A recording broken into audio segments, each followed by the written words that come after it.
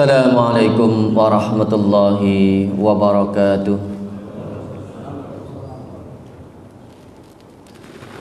Alhamdulillah.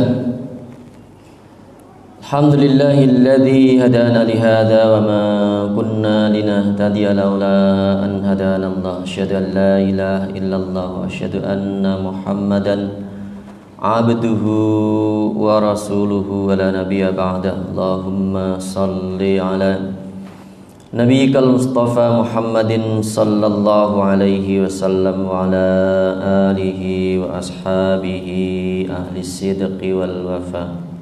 Amma ba'd.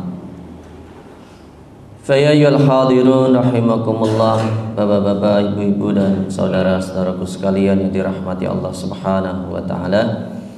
Alhamdulillah kita dipertemukan kembali oleh Allah Subhanahu wa taala dalam kesempatan ini untuk kita bersama-sama menunaikan kewajiban kita, baik itu kewajiban salat maupun kewajiban kita dalam tafaqquh fiddin. Dan dalam kesempatan kita kali ini kita masih melanjutkan kajian kita, yaitu kajian Aqidah Al-Islamiyah. Dan kita dalam kesempatan ini masih membahas tentang rukun iman yang pertama, yaitu beriman kepada Allah Subhanahu wa ta'ala. Sebelumnya sudah kita jelaskan bahwa untuk beriman kepada Allah Subhanahu wa ta'ala, agar keimanan kita itu lebih kuat, lebih mendalam, maka kita harus mengenal Allah Subhanahu wa ta'ala. Nah, bagaimana cara kita mengenal Allah Subhanahu wa ta'ala? Di antara wasilah atau sarana kita mengenal Allah Subhanahu wa ta'ala itu ada 3. Yang pertama adalah melalui tafakkur atau melalui akal kita. Ini yang sering kita sebut sebagai dalil akli. Jadi untuk mengenal Allah Subhanahu wa ta'ala, kita harus menggunakan akal kita untuk berpikir sebagaimana yang dilakukan oleh Nabi Ibrahim alaihissalam. Dan kita diperintahkan untuk senantiasa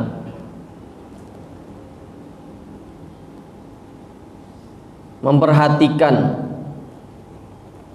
tentang alam semesta ini. Rasulullah sallallahu alaihi wasallam menganjurkan kepada kita agar senantiasa berfikir, tafakkaru fi ala illahi wa la tatafakkaru fillah.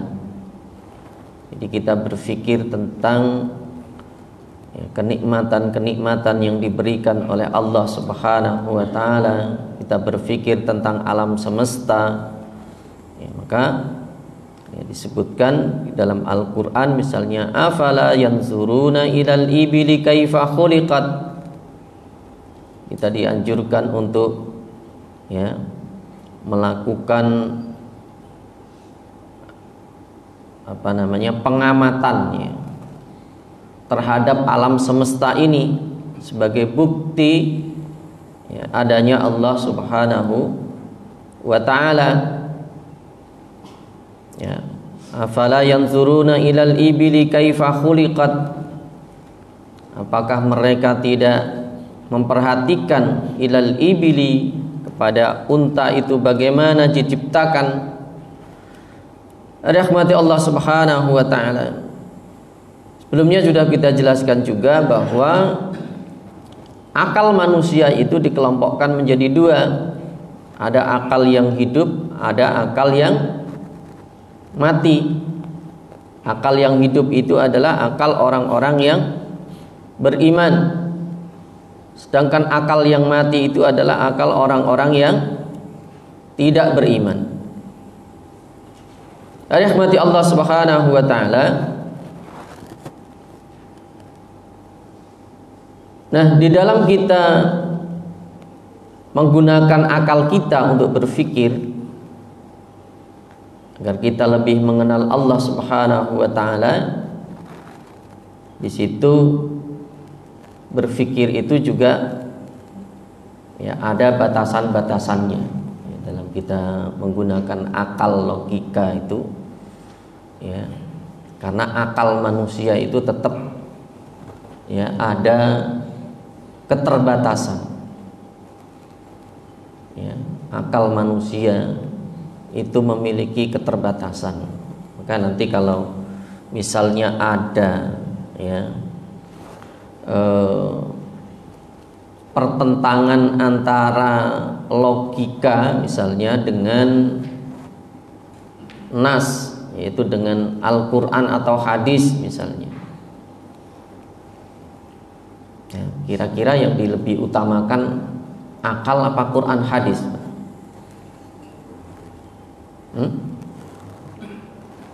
Ya, karena agama itu juga sifatnya masuk akal gitu ya. Jadi ada yang memang di situ ada wilayah akal, ada juga yang wilayah tekstual. Ya. Jadi terkadang akal kita itu tidak bisa menjangkau apa yang disebutkan oleh Allah dalam Al-Quran maupun hadis Rasulullah. Ya, terutama kalau berkaitan dengan ayat-ayat mutasyabihat itu kan, itu terkadang kita tidak bisa menjangkau di sana.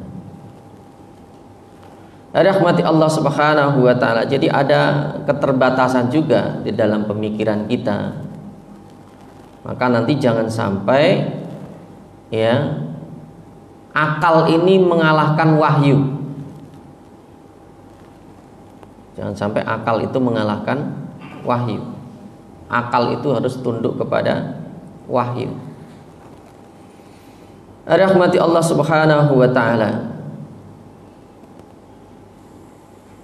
Jadi aslinya ya, agama itu adalah berdasarkan wahyu. Meskipun kita dianjurkan untuk banyak berpikir, banyak menggunakan akal kita, bahkan termasuk manatut taklif, itu adalah akal. Dalam kita menjalankan agama itu, di antara ketentuannya adalah kita harus berakal. Ya, misalnya kita diwajibkan untuk ibadah, ya, seperti sholat misalnya. Nah, itu di antara ketentuannya adalah selain Islam, balik harus berakal. Rahmati Allah Subhanahu wa taala. Jadi untuk mengenal Allah Subhanahu wa taala, kita perlu menggunakan akal itu. Dan dalam Al-Qur'an itu banyak sekali anjuran kita, ya, anjuran untuk kita agar kita menggunakan ya, logika kita. Rahmati Allah Subhanahu wa taala. Rasulullah sallallahu alaihi wasallam telah bersabda dalam hadis yang diriwayatkan oleh Ibnu Umar tentang batasan berpikir. Ini kalau kaitannya dengan akidah. Kalau selain akidah, kita tidak dibatasi pemikiran kita. terutama kalau berkaitan dengan zat Allah. Ya, karena berkaitan dengan zat Allah ini logika manusia atau akal manusia tidak bisa menjangkau. Jadi Allah itu, zat Allah itu di luar jangkauan akal manusia. Karena apapun yang kita pikirkan tentang zat Allah ya, maka Rasulullah SAW bersabda, tafakkaru fi alaillahi. Berfikirlah kalian tentang nikmat-nikmat yang diberikan oleh Allah.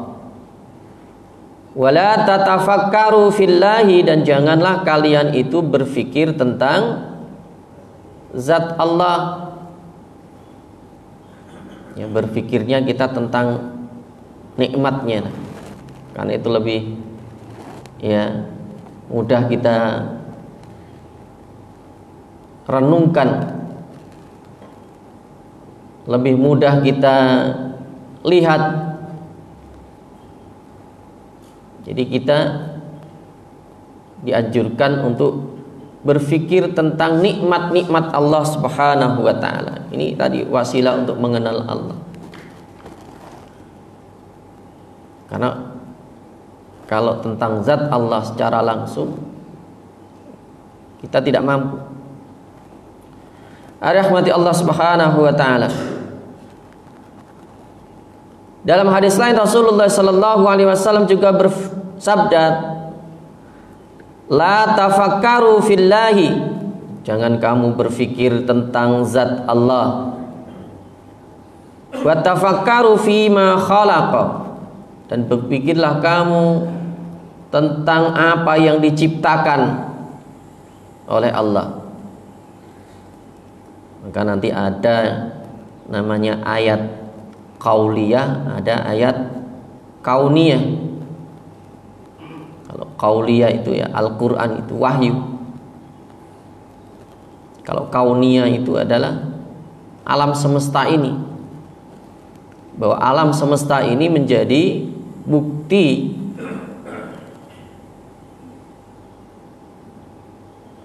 kekuasaan Allah, bukti keberadaan Allah, ya, bukti kebesaran Allah. Di dalam hadis yang lain juga disebutkan dari Ibnu Abbas, qala tafakkaru fi kulli syai'in, berfikirlah kamu tentang segala hal.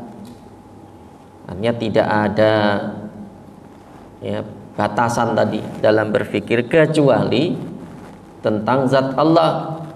Wala tafakkaru fi dzatillah, ya, janganlah kamu berfikir tentang zat Allah. Itu saja, ya, karena akal manusia tidak bisa menjangkau zat Allah. Ya, apa yang terbayang dalam benak kita, dalam pikiran kita, ya, tentang ya zat, maka yang kita bayangkan itu adalah bukan Allah. Ya, apapun bentuk bayangan kita, pikiran kita itu bukan Allah. Ya, sebelumnya sudah kita sampaikan. Jadi kalaupun ada ya agama-agama tertentu yang menggambarkan Tuhan itu dengan berbagai macam penggambaran, dengan berbagai macam ilustrasi, nah itu bukan Tuhan, karena Tuhan tidak bisa digambarkan dengan ya, akal manusia, tidak bisa menjangkaunya. Dalam hadis lain Rasulullah sallallahu alaihi wasallam juga bersabda, tafakkaru fil khalqi wa la tatafakkaru fil khaliq. Jangan berfikirlah kamu tentang makhluk. Ya, maka kalau kita berpikir tentang makhluk itu ya boleh kita mendalami ya ilmu pengetahuan alam, dan juga ilmu pengetahuan alam silahkan dipelajari, silahkan kaji. Karena di situ nanti kita akan menemukan kebesaran Allah Subhanahu wa taala pada ciptaannya.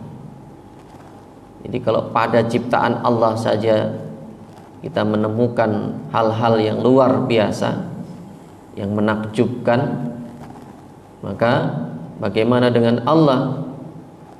Allah tentu lebih luar biasa, lebih menakjubkan. Wala tatafakkaru fil khaliq, dan janganlah kamu berpikir tentang zat sang pencipta.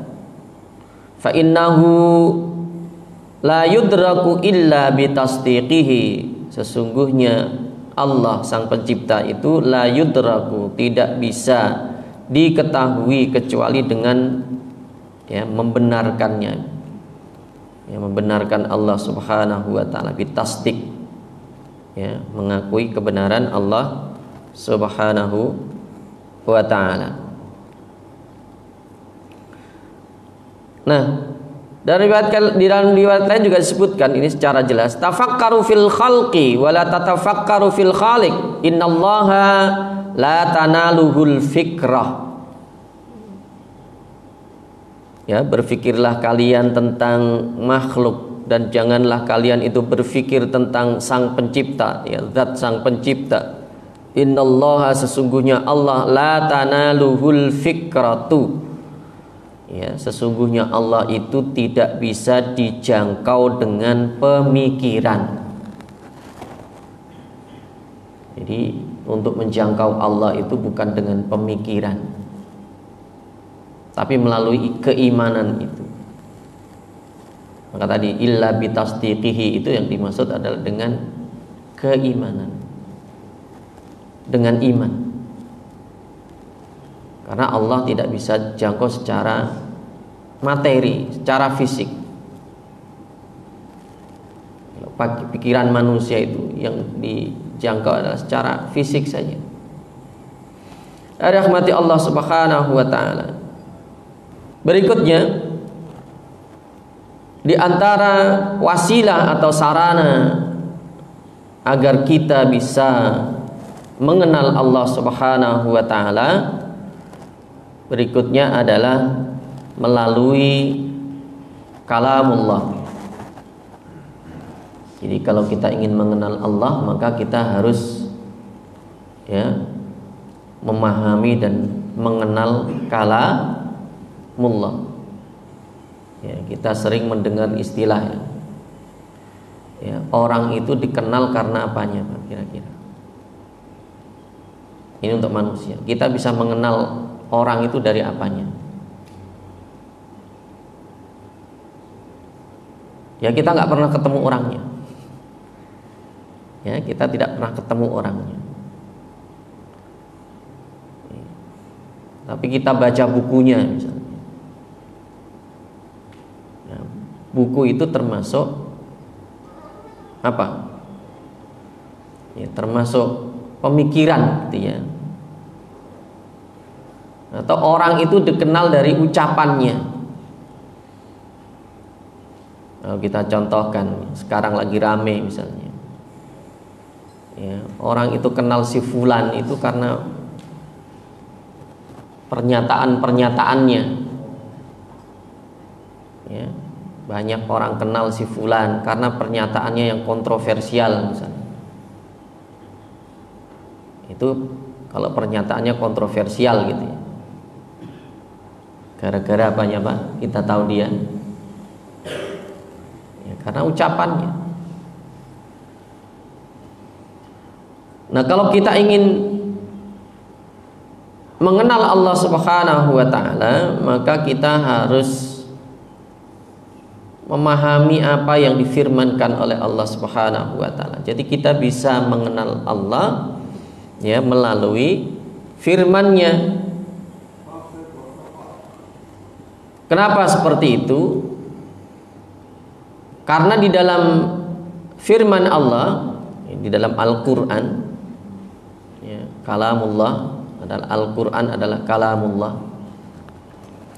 Karena di dalam Al-Qur'an itu Allah banyak membicarakan tentang dirinya. Ya, dalam Al-Quran itu Allah banyak membicarakan tentang dirinya,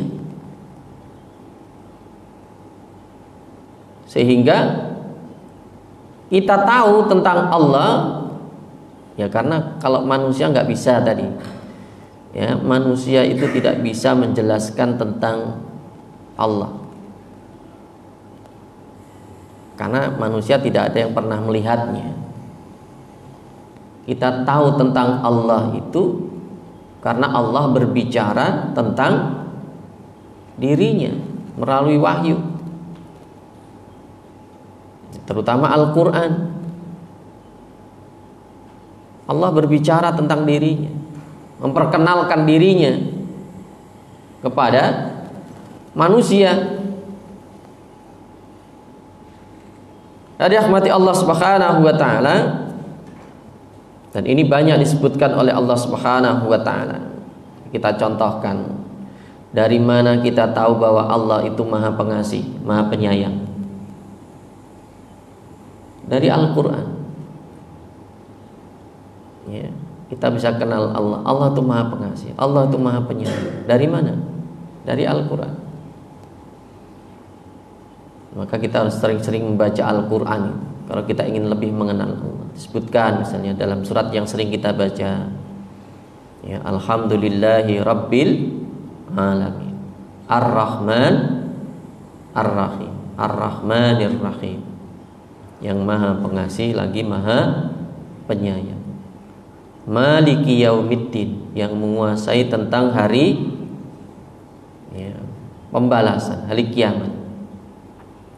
Nah, itu kan Allah menjelaskan tentang dirinya, bahwa Allah itu adalah penguasa nanti pada hari kiamat. Yang menguasai hari kiamat itu Allah. Allah berbicara tentang dirinya. Di dalam ayat lain, misalnya dalam surat Al-An'am disebutkan juga, Badi'us samawati wal ard. Badi'us samawati wal ard, pencipta, ya, langit dan bumi. Jadi Allah itu yang menciptakan langit dan bumi, karena nggak ada orang yang pernah melihatnya. Kita tahu yang menciptakan langit dan bumi itu adalah Allah, karena Allah menjelaskannya. Anna yakunu lahu waladun walam takun lahu sahibah. Allah itu, ya, tidak memiliki anak. Allah tidak memiliki anak. Dari mana kita tahu Allah tidak punya anak? Ya, Allah memberitahu tentang dirinya dalam Al-Quran. Walam takun lahu sahibah, dan Allah itu, Allah nggak punya anak. Kenapa? Karena Allah nggak punya istri. Ini yang tidak dimiliki oleh Allah. Ya, Allah itu Maha Kaya, tapi Allah itu tidak punya keluarga. Allah nggak punya keluarga, nggak punya anak, nggak punya istri, nggak punya orang tua. Ya, kita tahu dari mana?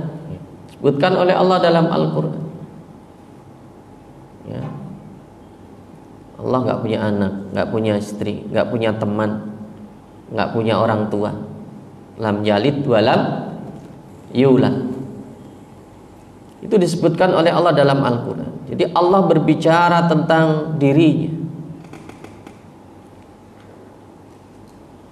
Wa khalaqa kulla syai'in, dan Allah itu yang menciptakan segala sesuatu.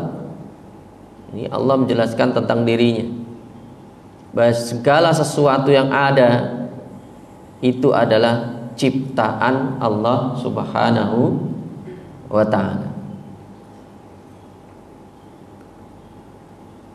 Dalam ayat lain, ya, dalam surat Al-An'am juga ayat 102 juga disebutkan, zalikumullahu rabbukum la ilaha illahu. Ya, dzalikumullah, itulah Allah, Rabbukum, Rabb kalian. La ilaha illahu, yang tidak ada yang berhak disembah selain hanya Dia. Khaliqu kulli syai'in, ya, Khaliqu, sang pencipta, kulli syai'in, pencipta segala sesuatu. Ya, jadi di situ dijelaskan bahwa tidak ada yang berhak disembah selain hanya Allah Subhanahu wa taala. Kenapa? Karena Allah itu adalah pencipta segala sesuatu. Yang lainnya itu makhluk. Ya, yang menciptakan itu adalah Allah. Maka yang berhak disembah hanyalah Allah. Juga Allah Subhanahu wa taala berfirman, la tudrikuhul absar wa huwa yudrikul absar. La tudrikuhul absar, tidak ada penglihatan yang bisa menjangkau Allah. Tidak ada penglihatan yang bisa menjangkau zat Allah. Wa huwa yudrikul absar. Ya. Dan Allah itu, ya, menjangkau, melihat, mengetahui setiap apa yang terlihat. Rahmati Allah Subhanahu wa taala. Jadi pandangan manusia itu tidak bisa menjangkau Allah, tapi Allah bisa menjangkau semuanya. Ini Allah berbicara tentang dirinya.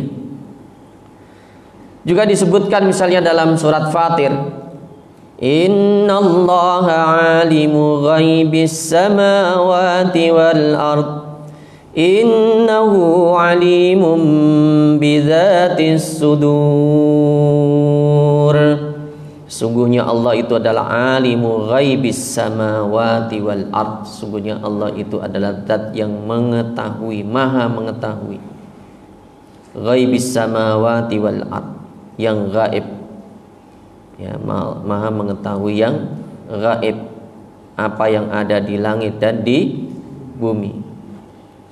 Ya, yang gaib, yang tidak nampak bagi manusia, itu Allah mengetahuinya. Ya, dunia jin, dunia malaikat, itu kan manusia tidak bisa melihatnya.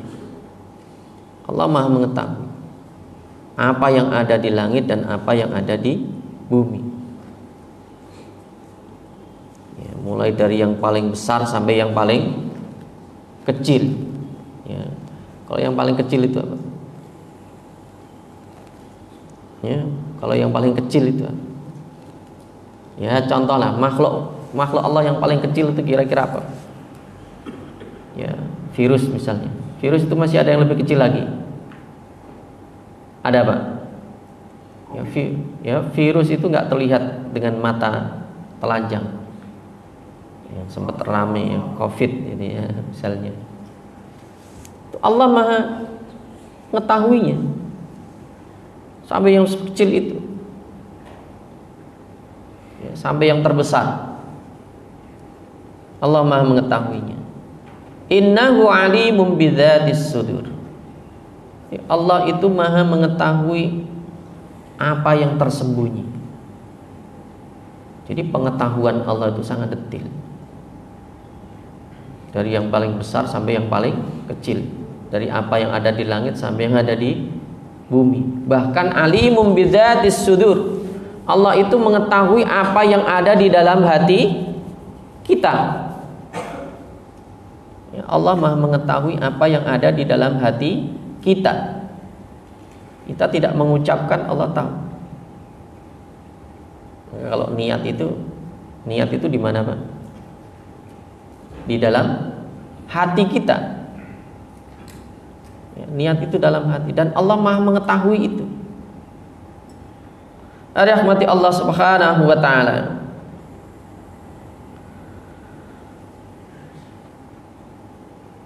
Nah, juga Allah menjelaskan tentang dirinya juga di dalam banyak ayatnya. Maka ini termasuk tadi, kalau kita ingin mengenal Allah, maka bacalah Al-Quran. Banyak-banyaklah kita membaca Al-Quran, banyak-banyaklah kita mempelajari Al-Quran, mengkaji saja. Al-Quran itu tidak hanya cukup dibaca. Nanti ya, dibaca itu penting. Ya, bisa membaca Al-Quran itu penting. Tapi yang lebih penting lagi nanti adalah kita harus memahami makna atau kandungan dalam Al-Quran. Ini harus kita ya banyak belajar itu tentang tafsir Al-Quran agar kita bisa lebih mengenal Allah Subhanahu wa ta'ala, karena itu kalamullah. Rahmati Allah Subhanahu wa ta'ala. Juga Allah menjelaskan tentang dirinya, laisa kamitslihi syai'un wa huwas samiul basir.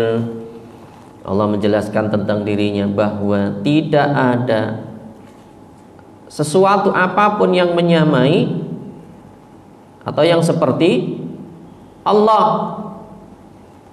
Laisa kamitslihi syai'un. Nah tadi, apapun yang kita bayangkan itu, yang ada dalam bayangan kita itu bukan Allah. Seperti apapun kita membayangkannya, itu bukan Allah.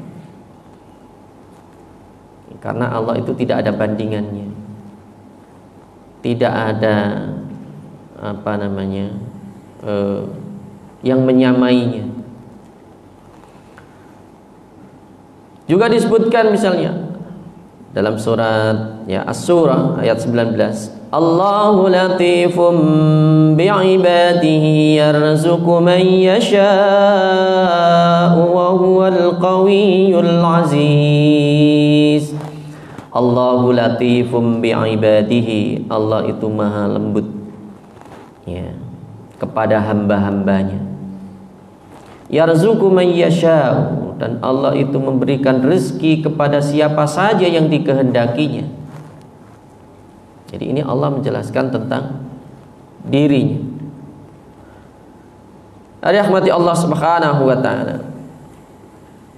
Itu alasan yang pertama kenapa kita ya mengenali Allah Subhanahu wa ta'ala melalui firman-Nya, melalui kalam-Nya. Yang kedua, kita juga bisa lebih mengenal Allah Subhanahu wa ta'ala melalui Al-Quran itu, melalui kalamnya itu. Karena ya, Allah banyak menjelaskan apa yang diinginkan. Jadi kita memahami apa yang dikehendaki oleh Allah, kehendak Allah di dalam Al-Quran ya, terutama berkaitan dengan perintah dan larangan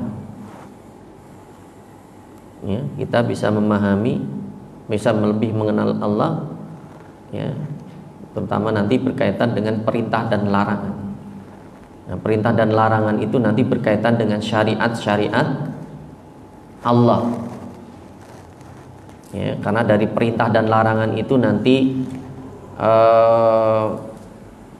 kita bisa mengenal adanya hukum syariah ya, hukum syariah ya. Hukum syariah itu ada berapa Pak? Kita mengenal ada namanya hukum syariah atau hukum syar'i, atau kita bisa mengenal syariat Allah ya, kita menyebutnya syariat ya. Ada akidah, ada syariah, ada akhlak. Jadi ada iman, ada Islam, ada ihsan. Kita bisa mengenal syariat Allah itu ya dari perintah dan larangan itu. Dan nanti dalam syariat itu ada namanya maqasidus syariah, tujuan dari syariat. Tujuan yang dari syariah itu kan apa yang diinginkan oleh Allah dengan adanya aturan yang dibuatnya itu ya. Apa yang dikehendaki Allah dengan aturan itu, dengan adanya hukum-hukum syariah itu. Dan itu dijelaskan oleh Allah di dalam Al-Quran. Jadi kita mengenal namanya hukum syariat. Ada istilah wajib, ada istilah sunnah, ada istilah haram, ada istilah makruh, ada istilah mubah. Itu 5 hukum syariat. Ya.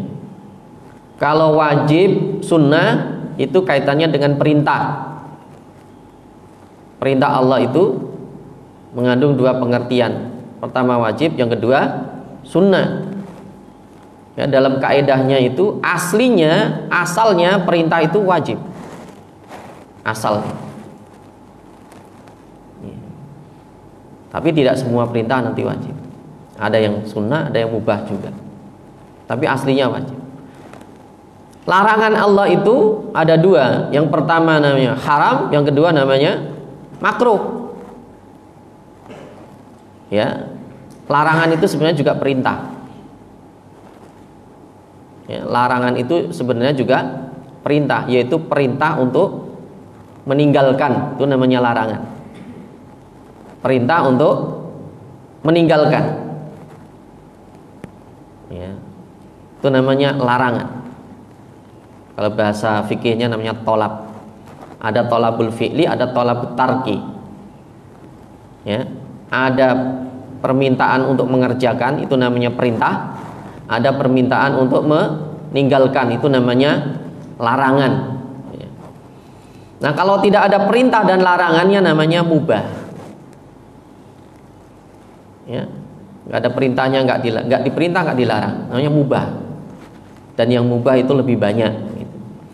Ada rahmati Allah Subhanahu wa ta'ala. Itu nanti kaitannya dengan maqasidus syariah. Kita bisa mengenal Allah lewat syariat yang ditentukan oleh Allah Subhanahu wa ta'ala. Ya, misalnya, ya kenapa kok Allah itu mengharamkan babi? Ya, kenapa Allah itu mengharamkan babi? Nah, kita kan nggak tahu itu. Ya, tapi begitu dipelajari, oh ternyata babi itu mengandung berbagai macam bahaya. Karena setiap yang diharamkan oleh Allah itu berbahaya. Ya, dalam babi itu banyak sekali penyakit-penyakitnya. Maka tidak diperbolehkan.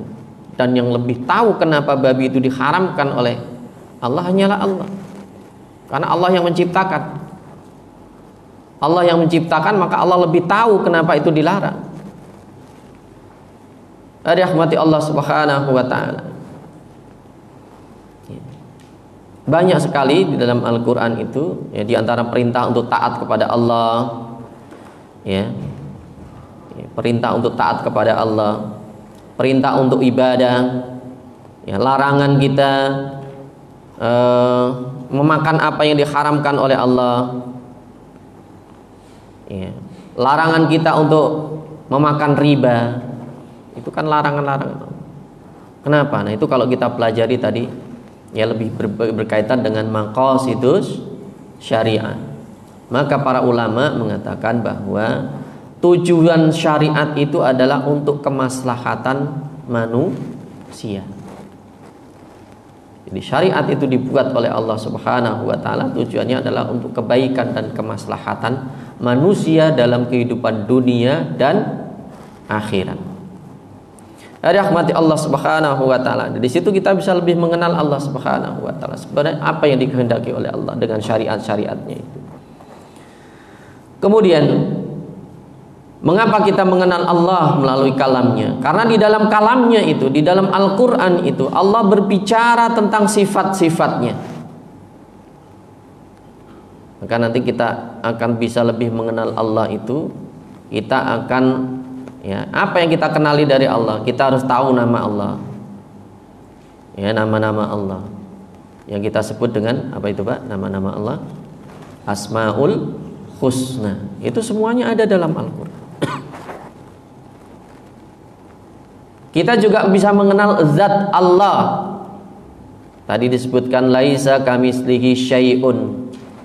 Jadi tidak ada apapun yang menyamai atau menyerupai zat Allah. Tahu dari mana? Dari Al-Quran. Sifat-sifat Allah.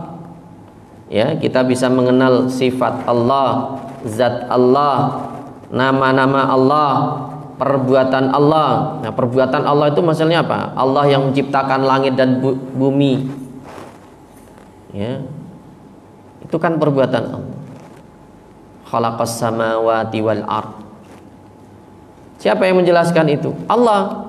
Semuanya ada di dalam Al-Qur'an. Allah itu memberi rezeki. Itu kan yang dilakukan oleh Allah. Allah itu yang memberi rezeki. Yarzuqu man yasha'u bighairi hisab. Misalnya, Allah itu memberi rezeki kepada hambanya tanpa hitung-hitungan. Kita tahu dari mana? Dari Al-Qur'an. Dari kalamullah. Dari rahmati Allah Subhanahu wa taala. Jadi pentingnya ya kita mengenal Allah Subhanahu wa taala melalui kalamnya. Kemudian yang ketiga, ya, bagaimana cara kita mengenal Allah Subhanahu wa taala, yaitu melalui ibadah. Kalau kita biar kenal dengan manusia itu caranya bagaimana, Pak? Ketemuan, bertemu kan? Bertemu terus kenalan, ngobrol, ya kan? Kalau dengan manusia. Nah, kalau dengan Allah, kira-kira kita pernah bertemu gak? Atau caranya bagaimana kalau kita ingin ketemu Allah? Kalau kita ingin ngobrol dengan Allah, kita tiap hari kan curhat kepada Allah. Tiap hari kita itu ngobrol dengan Allah. Ya, minimal sehari 5 kali sholat melalui ibadah. Jadi kalau kita ingin lebih mengenal Allah, ya perbanyaklah ibadah.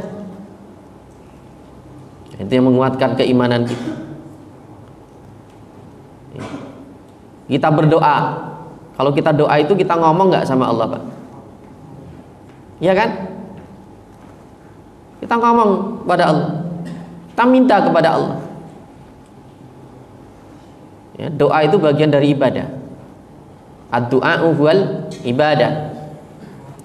Rahmati Allah Subhanahu wa taala. Kita bisa mengenal Allah itu dengan ibadah. Maka Rasulullah sallallahu alaihi wasallam bersabda, ta'arraf ilallahi fir rakha'i ya'rifka fis syiddah. Kenali Allah fir rakha'i, ketika waktu luang. Kalau kita punya waktu kosong, waktu ya luang, maka perbanyaklah ibadah. Itu artinya proses kita berkenalan dengan Allah. Kenali Allah ketika waktu luang, waktu kosong. Ya'rifka fi syiddah, maka Allah akan mengenali kamu di waktu kesulitan. Jadi kalau kita sering ketemu Allah, Allah kenal kita enggak? Kenal. Karena sering ketemu. Jangan sampai orang itu yang dilakukan apa, Pak? Kalau susah baru ngadu kepada Allah. Mendekatkan diri kepada Allah. Ya sholat lah, ya puasa. Kalau susah. Tapi kalau nggak susah, lupa. Bahkan kesenangan membuat dia lupa dari Allah. Kata Nabi seperti ta'arraf ilallah. Ya. Kenali Allah. Kan terkadang orang itu kalau senang itu lupa pada Allah. Ya harusnya ketika senang itu kan dia banyak bersyukur kepada Allah. Cara syukurnya bagaimana? Ya banyak ibadah. Perbanyak ibadah. Kalau senang, kalau waktu luang. Maka nanti di saat susah Allah akan mengenali kita, Allah akan memperhatikan kita, Allah akan menolong kita. Rahmati Allah Subhanahu wa taala. Nah, bagaimana caranya tadi kita berkomunikasi dengan Allah, yaitu melalui ibadah. Salat misalnya, contohkan. Salat itu sarana kita untuk berkomunikasi dengan Allah. Dari awal sampai akhir itu ya kita nggak boleh ngomong sama manusia. Ya, nggak boleh ngomong dengan manusia. Ngomongnya itu hanya khusus kepada Allah. Ya. Kita memuji Allah, kita bertasbih kepada Allah, bertakbir kepada Allah. Ya, sampai bacaannya aja ditentukan itu kan, dalam sholat itu suratul Fatihah. Yang kita baca dalam sholat itu adalah wajib Al-Quran. Yang kita baca itu kalamullah. Kita berbicara dengan Allah ya, dengan membaca Al-Quran. Itu kalamullah. Jadi sholat itu, ibadah itu hanya kaitan dengan kita dengan Allah, komunikasi dengan Allah. Rasulullah Shallallahu Alaihi Wasallam di dalam Al-Quran, dalam hadisnya ya, menjelaskan tentang hakikat sholat itu. Rasulullah Shallallahu Alaihi Wasallam bersabda, Inna ahadakum idza shalla fa innallaha ta'ala qibala wajhihi. Ya, sesungguhnya jika salah seorang di antara kalian itu sholat, maka Allah itu berada di mana Pak? Allah di hadapannya, antara dia dengan arah kiblat. Maka kalau ada orang sholat itu kan nggak boleh kita sembarangan lewat depan orang sholat. Ya, kalau ada orang, ya kalau digambarkan Pak, kita sedang menghadap Allah, tapi ya jalannya itu ya kalau kita ketemu manusia aja lah. Apa sopan kalau kita lagi ngobrol dengan presiden kemudian ada orang lewat di ya depannya begitu. Makanya sholat itu dikasih apa itu Pak? Ya, batasan paling tidak. Kenapa? Ya paling itu jaraknya yang tidak boleh dilalui. Bahkan dalam hadis itu kalau seandainya manusia itu tahu, dia itu tidak akan berani lewat di depan orang sholat meskipun itu jauh. Ya, rahmati Allah Subhanahu wa Ta'ala. Nah, maka dari itu kalau ada orang sholat gak boleh dia meludah ke depan. Karena Nabi pernah menyampaikan hadis ini itu ketika beliau melihat orang membuang dahak, meludah di tempat sholat. Maka Nabi mengatakan ini. Ya, dan itu sungguh tidak sopan kalau dia sholat kemudian dia meludah ke depannya atau buang dahak depannya. Kalau dulu kan ya, masjid itu enggak seperti sekarang ya Pak. Ya sekarang kalau buang ludah dimarahi orang. Ya, karpet tempatnya bersih kan gitu. Kalau dulu kan sholat itu di tanah ya, tanah biasa. Masjid itu tanah biasa. Rahmati Allah Subhanahu wa Ta'ala. Di dalam hadis lain juga disebutkan ya, redaksinya hampir sama. Fa innama yunaji rabbahu. Jadi kalau kita itu sholat ya, kalau kita sholat fa innahu yunaji rabbahu.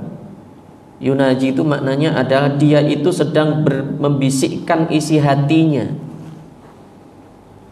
Kalau kita sholat itu kita sebenarnya sedang membisikkan isi hati kita rabbahu, kepada Rabbnya, kepada Tuhannya.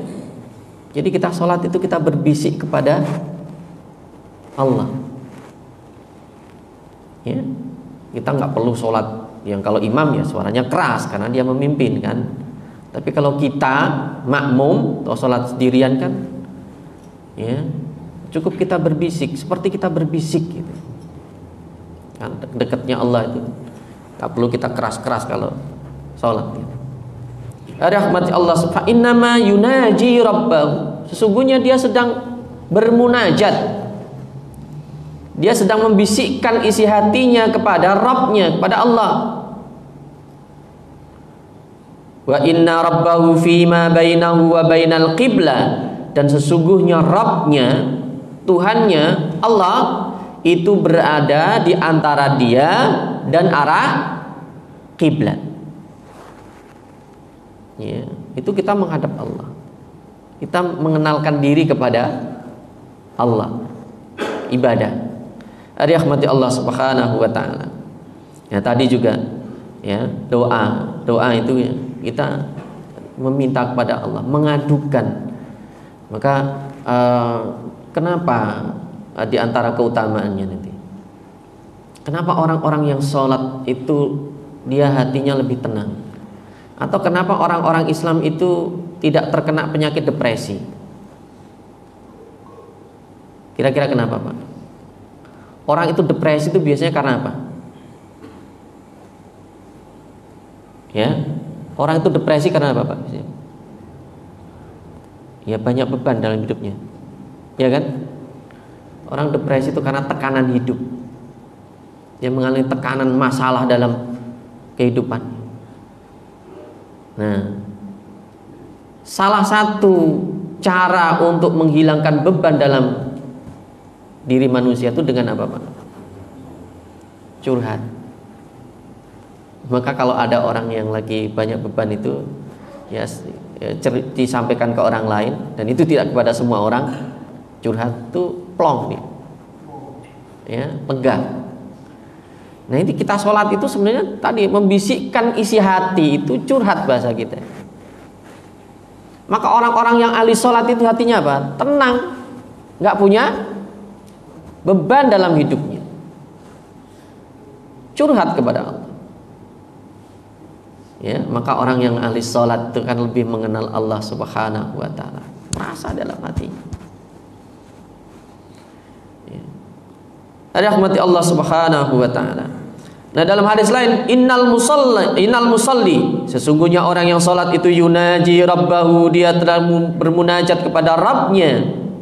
Ya, tadi dia membisikkan isi hati kepada Rabbnya. Falyanzur bima yunajihi bihi wala yajhar ba'dukum ala ba'din bil Qur'an.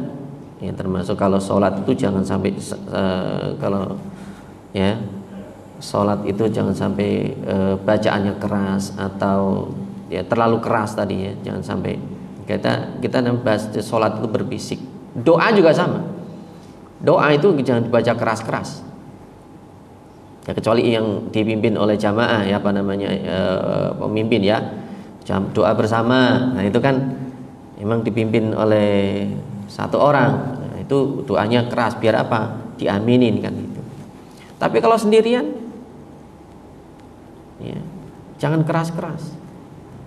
Rahmati Allah Subhanahu wa taala. Jadi ini mengenal Allah melalui ibadah. Nah, kalau ibadah apa saja, nah itu ya, bisa kita pelajari lebih lanjut ya, ibadah-ibadah, karena ibadah itu banyak ya. Ya, makna ibadah itu adalah melakukan apa yang dicintai dan diridhoi oleh Allah.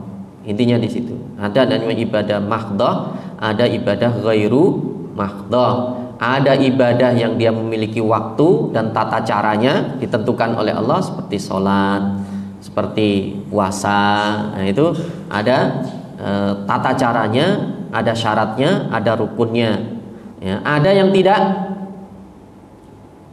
ada itu, tidak ada syarat rukunnya, tidak ada waktunya, tidak ada ketentuannya, umum. Nah, contohnya apa? Ya itu nggak ditentukan ya, Pak ya. Waktunya kapan, caranya begitu bebas ya. Ada ibadah mahdhah dan ghairu mahdhah. Rahmati Allah Subhanahu wa taala. Nah, cara-cara inilah, ibadah itulah yang mendekatkan dan lebih mengenal Allah Subhanahu wa taala. Jadi 3 hal itu untuk kita mengenal Allah Subhanahu wa taala. Yang pertama melalui tafakkur, melalui akal. Yang kedua adalah dengan kalamnya, melalui kalamullah. Yang ketiga adalah dengan ibadah. Rahmati Allah Subhanahu wa taala. Ini yang saya sampaikan, semoga bermanfaat. Silakan kalau yang disampaikan. Subhanakallahumma bihamdika asyhadu an la ilaha illa anta astaghfiruka wa atubu ilaik. Assalamualaikum warahmatullahi wabarakatuh.